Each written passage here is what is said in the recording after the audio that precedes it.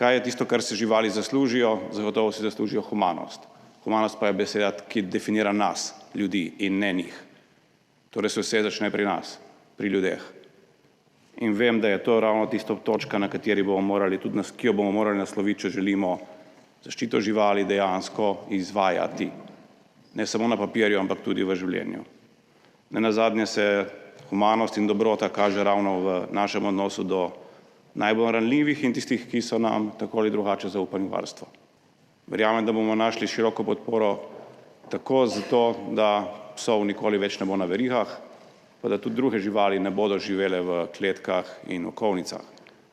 Verjamem, da bomo našli široko podporo tudi za ustanovitev zavetišča, centralnega ali pa regionalnih zavetišč, državnih zavetišč, vključno z zavetiščem za rejne živali.